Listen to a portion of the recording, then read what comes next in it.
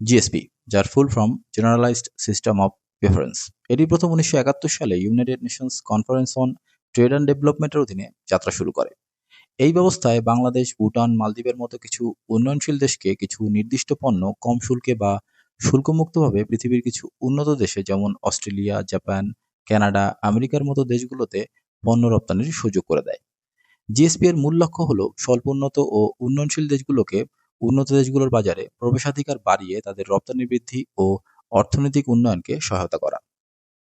এই জিএসপি স্কিমের অধীনে বাংলাদেশ বিভিন্ন দেশে পণ্য রপ্তানি করে থাকে, যেমন যুক্তরাষ্ট্র, জাপান, কানাডা, অস্ট্রেলিয়া, নিউজিল্যান্ড এবং চীন সহ মোট ৩৮টিরও বেশি দেশে বাংলাদেশ পণ্য রপ্তানি করে থাকে।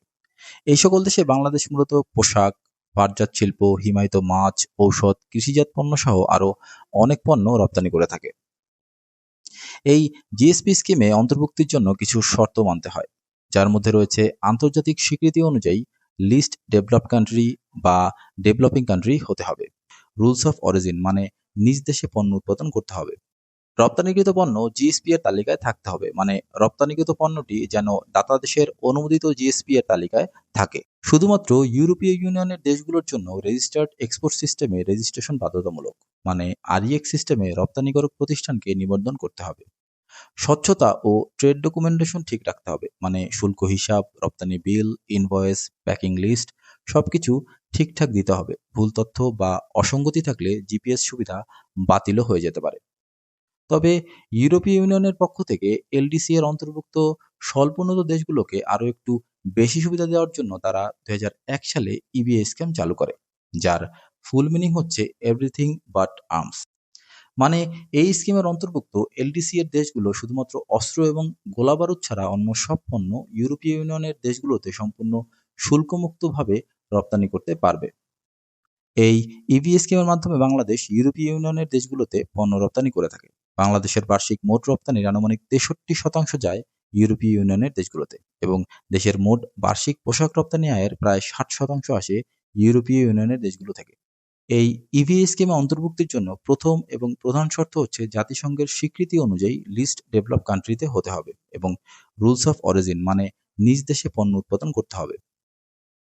কিন্তু ভয়ের কারণ হচ্ছে 2026 সালের 24শে নভেম্বর বাংলাদেশ ইউনাইটেড নেশনসের এলডিসি থেকে গ্রাজুয়েট করবে, মানে বাংলাদেশকে আর লিস্ট ডেভেলপ কান্ট্রি হিসেবে বিবেচনা করা হবে না, বরং উন্নতর অর্থনৈতিক, মানব উন্নয়ন ও কাঠামোগত মানদণ্ড অর্জনের মাধ্যমে বাংলাদেশ ডেভেলপিং কান্ট্রি এর কাতারে উত্তীর্ণ হবে।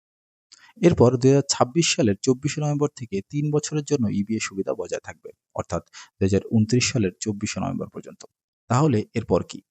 এই ইবিএ স্কিমের মেয়াদ শেষ হওয়ার পর বাংলাদেশ যদি শূন্য শুল্কে ইউরোপীয় ইউনিয়নের দেশগুলোতে পণ্য রপ্তানি করতে চায়, তাহলে বাংলাদেশকে জিএসপি প্লাসের জন্য আবেদন করতে হবে। এরপর কিছু নির্দিষ্ট শর্ত পূরণ করলে জিএসপি প্লাসের অন্তর্ভুক্ত হওয়া যাবে, যেমন ইকোনমিক্যাল ভালনারেবিলিটি, মানে জিএসপি প্লাসের জন্য আবেদন করা দেশটির রপ্তানি যেন ইউরোপীয় ইউনিয়নের দেশগুলোতে জিএসপি সুবিধাভোগী দেশগুলোর মোট রপ্তানির 7.4% কম হয়। মনে করেন যদি সব জিএসপি সুবিধাভোগী দেশ মিলে 100 বিলিয়ন ইউরোর পণ্য ইউরোপীয় ইউনিয়নের দেশগুলোতে রপ্তানি করে, তাহলে 100 বিলিয়ন ইউরোর 7.4%, মানে কোনো জিএসপি সুবিধাভোগী দেশ যদি 7.4 বিলিয়ন ইউরোর বেশি পণ্য ইউরোপীয় ইউনিয়নের দেশগুলোতে রপ্তানি করে, তাহলে সেই দেশ জিএসপি প্লাসের জন্য আবেদন করতে পারবে না। তবে বাংলাদেশের জন্য সমস্যা নেই, আমাদের রপ্তানি 7.4%-র নিচেই আছে। এছাড়াও ইউরোপীয় ইউনিয়নের 27টি আন্তর্জাতিক কনভেনশন চুক্তি মানতে হবে। এই চুক্তিগুলো মূলত 4টি বিষয়ের উপর: মানবাধিকার, যার মধ্যে রয়েছে শিশু অধিকার, নারী অধিকার, রাজনৈতিক স্বাধীনতা; শ্রম অধিকার, যার মধ্যে রয়েছে ট্রেড ইউনিয়ন গঠন, নিরাপদ কর্মপরিবেশ; পরিবেশ, যার মধ্যে রয়েছে জলবায়ু পরিবর্তন মোকাবেলা, বন সংরক্ষণ; সুশাসন, যার মধ্যে রয়েছে দুর্নীতি বিরোধী আইন, স্বচ্ছ বিচার ব্যবস্থা।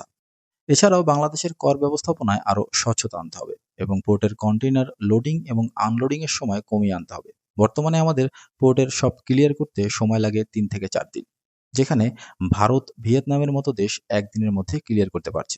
আমাদের পোর্টের অ্যাক্সেসিবিলিটি, যে give us green channel access, যেখান থেকে আমাদের টাইম লাইন অনেক কমে যাবে।